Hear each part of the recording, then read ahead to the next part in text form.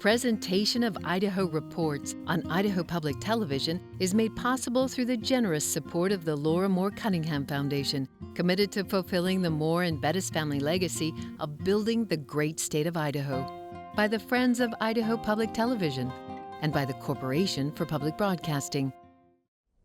Congressman Raul Labrador is seeking his fourth term in the U.S. House of Representatives, where he's a member of the National Resources and Judiciary Committee and a founder of the Freedom Caucus. He's been in public office dating back to 2006 in the Idaho legislature. Challenger James Piotrowski has lived in Idaho for 18 years. He's a co-founder of the Idaho Disability Defense and Education Fund, president of the Idaho chapter of Trout Unlimited, and a partner in Hertzfeld and Piotrowski. Tonight, we sit down with both candidates to discuss the issues and why they deserve your vote. I'm Aaron Kunz. Melissa is off this week. Idaho Reports starts now.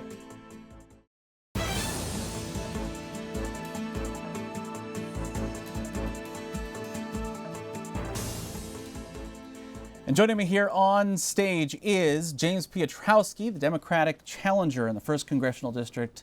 Mr. Piotrowski, thank you so much for being here. Real quick, we want to since we don't have a big voting record for you like we do Mr. Labrador, we'd like to ask a couple of questions, yes or no, or as quickly as you can respond. Sure. And then at the end, if you'd like to discuss them a little bit more, we'd certainly like to do that. So you're running on the Democratic ticket. Do you support Hillary Clinton for president? With all her flaws, yeah, she'll have my vote this fall. Do you support the Democratic Party in Idaho? In Idaho, I certainly do. Do you agree with the Affordable Care Act? Yes, it needs fixed, but we can do that. Pro-choice, pro-life? I support a woman's right to choose. Do you support same-sex marriage? I do. Do you support more, same, or less gun control? I support enforcing the laws we have on the books right now. Do you support President Obama's choice of Merrick Garland for the U.S. Supreme Court? Garland would be a great justice. Syrian refugees, allow more or stop refugees from coming into the U.S. and the state? We have to start by meeting the commitments we've already made to the number of refugees, and when we've done that, that would be the good point to have that discussion. Are you or have you ever been a socialist? No, not now and never before. Okay, so with that said, how would you describe yourself? Well, do you mean on economic theory or just in general? Just in general. You know, I'm a solution finder. I've spent the last 22 years working with clients to help them solve their problems, and that's the skill set I want to bring to the 1st District of Idaho. On Monday, you had a debate where you said you were more fiscally responsible than Congressman Raul Labrador because you would get things done. When you say that, can you be more specific on what you would get done and how you would get those done to be more fiscally responsible? Sure. What we've watched over the last few years is that Congress becomes more and more divided, less and less is accomplished, including in reducing federal spending. And the real solution there is finding folks in the middle who are willing to make compromises to reduce spending, improve the deficit, and eventually start paying down the debt.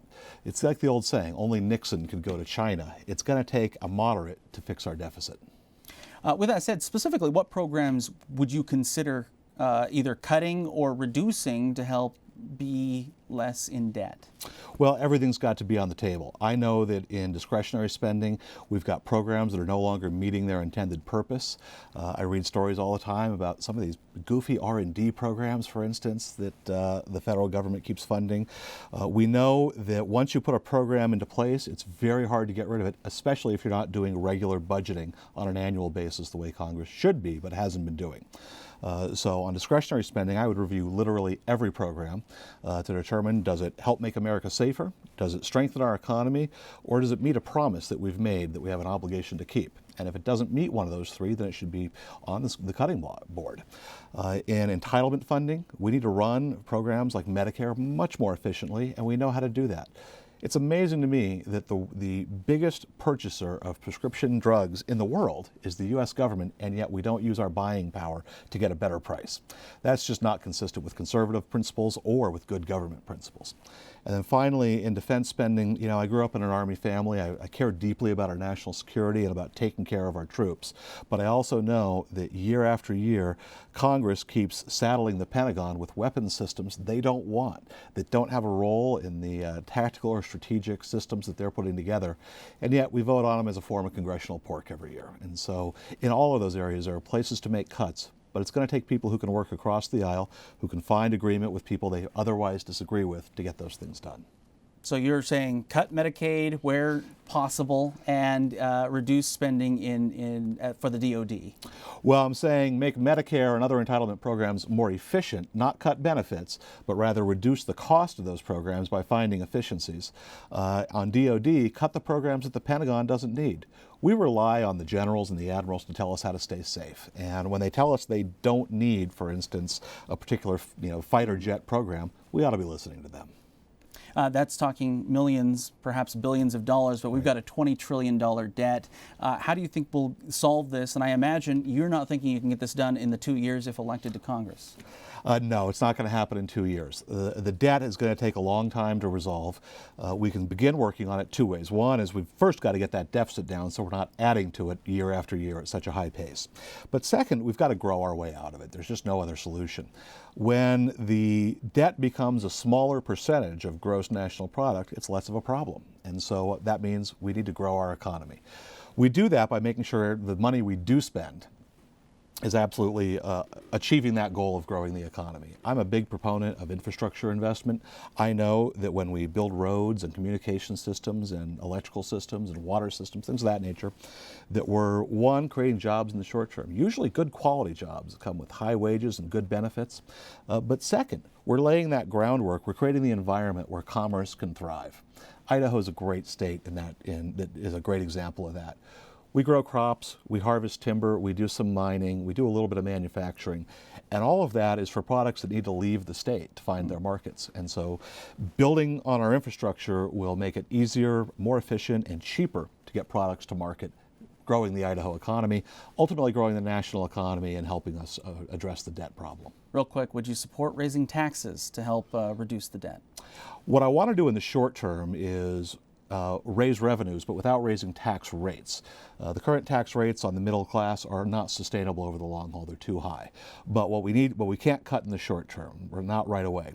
What we should do is eliminate corporate loopholes. We've got too many corporations making billions. So essentially you're saying you wouldn't consider raising taxes as a first priority? No, it would not be a first priority, not income taxes. Where we do need to look at is corporate taxes and corporate loopholes in particular. You suggested, or you said you would support and, if necessary, create the kind of infrastructure improvement programs that saved America during the Great Depression. That was arguably one of the biggest spending periods in our nation's history. Right. You also talk about wanting to save or support the deficit or reduce the deficit. How do you have both? You have both a couple of ways. Like I said, you review every bit of spending for whether it's meeting one of those three goals of making America safer, growing our economy, or keeping a promise that we have a moral obligation to keep. And when we focus on that, we'll find that even at current levels of spending, we're going to have more money free for things like infrastructure investment. And in fact, the more we invest in programs that grow the economy, the more we'll see higher tax receipts. If we can get the economy growing at faster than its current extremely anemic rate, we'll find that we have the tax receipts to continue to grow the programs that are helping without increasing the deficit.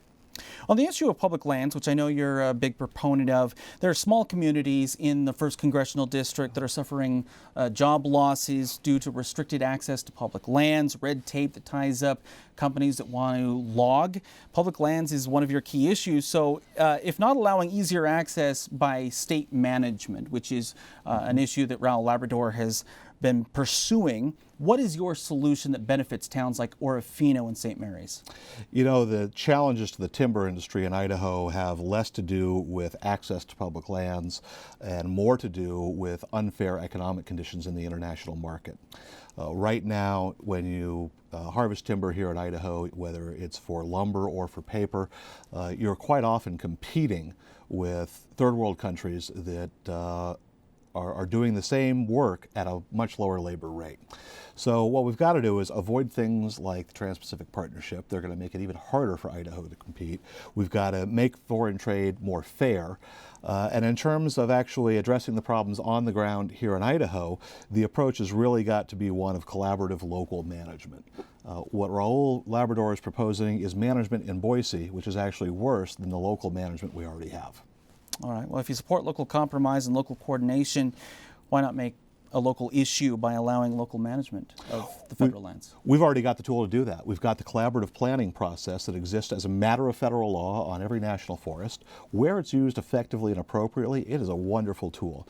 It allows people, it allows local political leaders, local industry, local recreationists to get together and make decisions about how to manage local forests. And to make that work, to make it really effective, is going to take leadership from a congressman or somebody similar. We haven't been getting that leadership for the last 6 years, and that's where I'd focus my efforts in terms of improving what we can do on our public lands, is let's use the structures that are already in place, rather than bringing up a new law that's full of ideological battles to be had. Let's use the law that's in place and start making a difference right away. Since we're talking about forests, I want to hear your idea or plan on combating wildfire here in the state. Yeah, it's a really difficult problem and one we've got to address. There's really not going to be any option other than what's known as manual treatment or selective logging. We're currently doing that in the National Forest in Idaho, but we're doing maybe 1 to 10% each year. Usually more closer to 1% of the lands that need treatment each year, and so we're never going to get caught up. What we need is to ensure that, one, we're using that collaborative planning process to identify the areas that most need to be treated. Second, that we're encouraging the timber industry to find useful products out of that material, and finally, that we're doing everything we can to make that happen as quickly as possible. This whole plan to transfer management and set up new management systems is actually going to take longer than just working with the tools that are already in place. So we are going to have to probably invest pretty heavily in manual, selective cutting programs that are going to end up costing money in the short term. But I trust the people of Idaho to find products, to find ways to make it commercially viable, to harvest the smaller diameter trees that we need to, and find useful products. We're seeing it all over Idaho right now. I talked to a school board that's now burning wood chips for their furnace in their high school. I've talked to local industry here in the Treasure Valley that's making decking boards, synthetic decking boards, out of wood chip from brush and material that used to be considered waste. Let's talk about education. And I've read what you've said on your website about public education. So I guess my question to you is, do you believe that public education is for kids to learn the basics, which is math, science, reading, or is it to prepare these kids to enter the workforce one day? Well, I would definitely lean towards the former for the most part, but it's really both things. When we talk about education, we've really got to separate elementary and secondary on the one hand from post-secondary or college education on the other. On the elementary and secondary level, look, we've decided that that's really going to be mainly a local issue as to how it gets done, and the role of the federal government is mainly going to be to support those local efforts. That's why I would vote for the Secure Rural Schools Act that Mr. Labrador has voted against in the past, because it puts money into our local districts. At the college level, I'd really support an expanded role for competition between colleges. To do that, we've got to get information out there. Right now, when an 18, 19-year-old is looking at what college to go to, finding out how to compare two different schools is incredibly difficult, so we can help there. We can reduce the cost of student loans, federal student loans, very easily. I think it's shameful that the federal government is making money off of students trying to better themselves. We can also expand that federal student loan program because we know that it can make money. We could actually make it bigger and easier without costing the federal government another dime.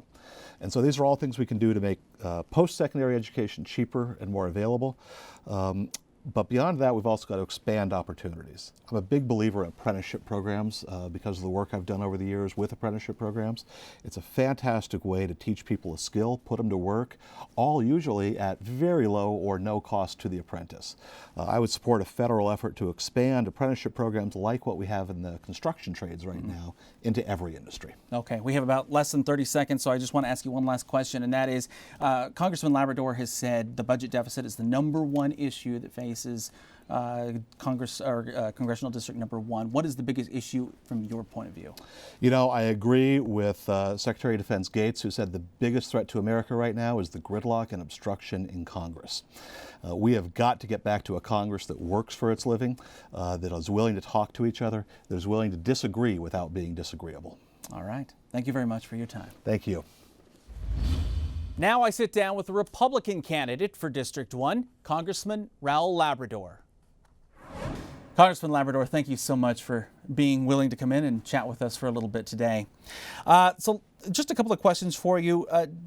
just to get people an idea of where you stand, do you support Donald Trump for president? I do support him for president. I don't support any of the things that he has said. I think some of the things he says are indefensible. But we have, unfortunately, a binary choice right now between two people that are pretty flawed candidates. But one, I know what kind of people she's going to choose for the Supreme Court. I know what kind of people she's going to choose to be administrators of the EPA, to be on her cabinet. And they're not the kind of people that I want to be governing the United States. With Trump, I know he's already put out a list of 20 individuals that are going to be on the Supreme Court if he's lucky enough to be the president. I know the kind of people that he's going to surround himself with, and I'm much more comfortable with that. So it's a choice between those two people. And the Supreme Court in particular, that has a generational effect with the American people. It's not just what the next 4 years are going to look like. It's more about what the next 40 years are going to look like. Because there's a 4-4 Supreme Court right now.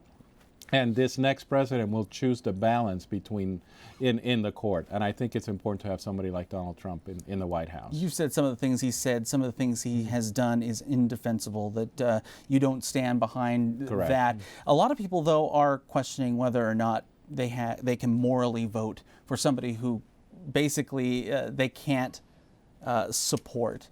Is there a moral line here that could he cross that you would say, I can't support Donald Trump? Of course there's a moral line that he would cross, but the question is, if you're making a moral choice, you wouldn't choose Hillary Clinton.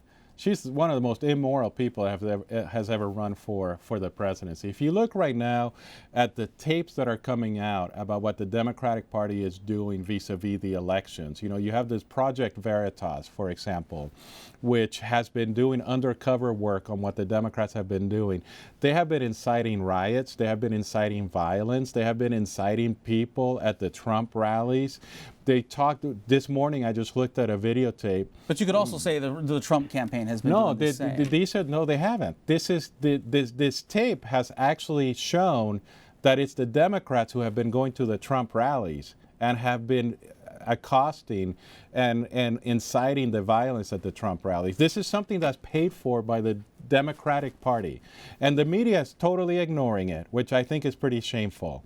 I think the Democrats have done some pretty immoral things over the last few years, and I think the positions that she takes are immoral. So if we're making a moral decision, I don't think you could even put Hillary Clinton on any stage. I think she would take our country in a different direction. I'm, again, not happy with the things that Trump has said or done, but unfortunately we have two people that are not great, and I have to look at which policies I agree with more, and I agree more with the Trump policies. There's been a question about whether or not you have any interest at all in the governorship here in the state of Idaho. And in the debate, they asked whether or not you would consider running. And I'm going to ask the question again. Is the governorship something you're interested in? Well, it's something that I'm thinking about seriously, but I'm not going to make a decision until after the election. I always make sure that I look at one goal at a time. And my goal right now is to have a strong November 8th, make sure that I win handily, and I think we will. And I just need to make sure that I look at my goal right now. And then I will sit down with my family, with my political advisors, with my team, and we will make that decision. I think a lot of people want to know, though, is if the next 2 years is your run for governorship, can you make the promise that you wouldn't announce in the first year if you win re-election? No, I won't make any promises about that. I will make the decision and the announcement when the time is appropriate. You already have two people running for governor. I think they've announced too early. I think it's interesting. We haven't had the November election and people are announcing for governor. But I will make the decision when the time is right. What I can promise the people of Idaho is that I will give my 100% to Congress like I have over the last 6 years.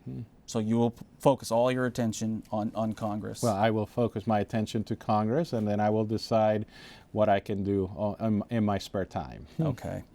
You've been pretty open about your disappointment over Speaker John Boehner. Yes. In fact, the last time we spoke, we were in your office in Washington, D.C. A few weeks later, John Boehner announced he was stepping back from the speakership. In the last month or so, we've heard some comments that seem that you're disappointed in Speaker Paul Ryan as well. Do you support Paul Ryan? You know, it's going to be interesting to see what happens in November. I have not made a decision whether I'm going to support Paul Ryan or not. I think he has made some mistakes, but I've also given him a lot of slack because you have to realize whether it's John Boehner or Paul Ryan, the Speaker of the House is probably the hardest job in political office because you are supposed to be leading a team of a lot of individuals, a lot of independent people, independent-minded like myself. So I think they have a very difficult job. I have given him a lot of slack. I do think he has made some mistakes, and I think we will have to look at whether we're going to support him again or not. But it's a difficult job, and I think it's not a job I wish on anybody, really. You challenged Kevin McCarthy for the majority leader. Would Correct. you consider Speaker Labrador? I don't think so. Who do you think would be the best leader? You know, we have a lot of good people. The mistake Republicans made with Paul Ryan is that they thought that there was only one guy who could do it. They thought that it was only Paul Ryan who could coalesce people behind him. I thought that was wrong. Paul Ryan is a talented guy. He's a brilliant guy. But I have said this about Paul publicly and privately. He's a leader of ideas. He's not necessarily a leader of men. You know, you kind of need there's two types of leadership. He knows how to get ideas out there and talk about them really well. And we needed that in Congress. We needed somebody who was a good communicator. But you also need to have somebody who knows how to lead men, who knows how to lead men and women who can bring us together as a team. We have plenty of people in Congress who could do that. I've always been a big admirer of Rob Bishop in Utah. He was the Speaker of the House in Utah, and he's just a quiet leader who knows how to bring consensus about. I think sometimes you may need a little bit of that. I'm glad you mentioned her name because that was going to be my next question. Name somebody. Yeah. You've been called an obstructionist by your opponent. You've been an active voice for the Freedom Caucus, Correct. which has at times been a thorn in the side of Absolutely. the Republican leadership in the House. Do you think you're an obstructionist? No, I think I'm a fighter. I think I go back to Washington, D.C. to do the things that I said I was going to do. I think it's a shame when you have people who say one thing to get elected and do something else when they go back to Washington, D.C. In fact, if you look at Trump, the reason we have Donald Trump as a nominee of the Republican Party is because 65% of the Republican Party believed that the current leadership was not doing their job. So they wanted somebody new.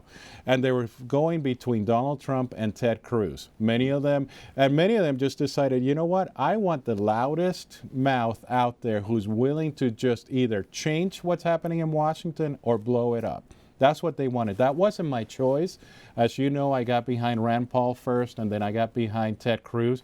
I wanted a fighter, but I wanted a fighter who would do it effectively and efficiently, and I thought those two would do the best job.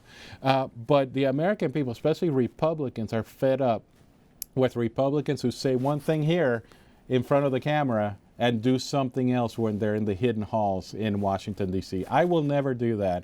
The people of Idaho, the people of the 1st Congressional District are going to know exactly what they get. Because when I tell you something publicly, I'm saying the same thing behind closed doors. If that makes me an obstructionist, then maybe I'm guilty of that. But that's not being an obstructionist. That's just being truthful. That's being honest with the people that you're representing. I was curious, in the debate on KTVB earlier this week, you spoke about the Founding Fathers and said that they had envisioned gridlock in Washington, D.C., which is why they created 3 branches of government. But what we're also talking about is one of those branches, which is the House of Representatives, or the legislative branch. And I think a lot of people feel like that's kind of been the problem, is Congress isn't doing its job. Because I think people forget that our Founding Fathers didn't want a lot of laws coming out of Congress. They wanted a slow process. In fact, what they did is they created 2 houses, right?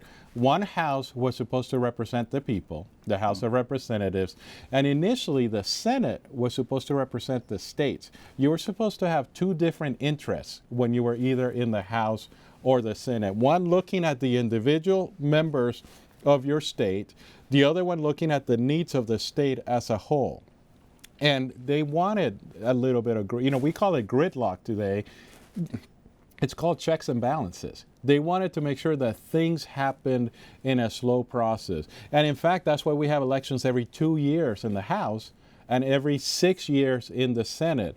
The House is supposed to be a little bit more dynamic. It's supposed to respond to the issues of the day. Some people say it's a little more rowdy than, say, a little the Senate. more rowdy, yes. Yeah, exactly. It's supposed to respond to the issues of the day.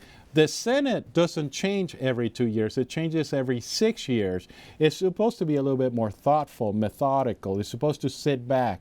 They did that on purpose because our founding fathers knew that if you gave too much power to any one institution, that you would have tyranny. And that's what they were worried about more than anything.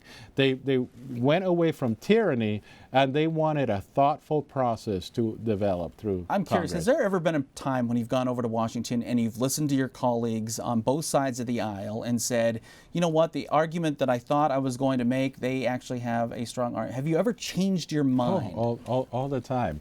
I'll give you one example. I worked really hard on the Puerto Rico bill. That, as you know, Puerto Rico had has this issue right now where they're about to go bankrupt. They're about to lose because they made some really unwise decisions with their spending. They have borrowed too much money. I think the United States is doing the same thing. and we decided to intervene. At first, I actually thought we shouldn't intervene at all. I thought they got themselves into that mess. They should get themselves out. But as I listened to my colleagues and I listened to other people talk about it, and then I listened to officials who were coming and telling me about what the reality was of what was happening in Puerto Rico, I thought, okay, we should intervene. So I changed my mind. I decided we should intervene, but I thought we shouldn't intervene like the Democrats want us to. They want us to bail out Puerto Rico. I decided that we should do it in a conservative way, that we should do it in a way that would make them be fiscally responsible as opposed to just bail them out, which is what the Democrats wanted to do. I'm curious about the thought process that goes behind some of your votes. And you've been attacked by your opponent over voting against a veteran spending bill. Is your vote because you disagree with the money? So let me give you a scenario. If you were the deciding factor on voting for the veteran spending bill, would you still have voted no? See, my opponent wants to throw more money after a bad service. If you remember, this was a vote a couple of years ago where, first of all, Congress started spending more money than they already had. I was really proud as a congressman. When I came back to Idaho, people ask me all the time, what are you most proud of the last 5 years or last 4 years that you've been in Congress? I was most proud that when I got there, we had a $1.4 trillion deficit. I mean, think about that. It was a $1.4 trillion deficit, and we brought it down in 5 years to $450 billion. But last year, Republicans in Congress decided to go from a $450 billion deficit to a $550 billion deficit. Now we're estimating that's going to be even higher. I said no. I said, I voted for a lot of bills that I don't like 100%, but I liked them because we were slowly, gradually bringing the spending down. Now Republicans are saying that they're going to, it's the same thing we talked about earlier. Yeah. They're saying that they're for cutting spending, but we're actually increasing spending. And I said, no, I've had enough, and I will not vote for these bills. That's all the time we have. Thank you so much. Thank you.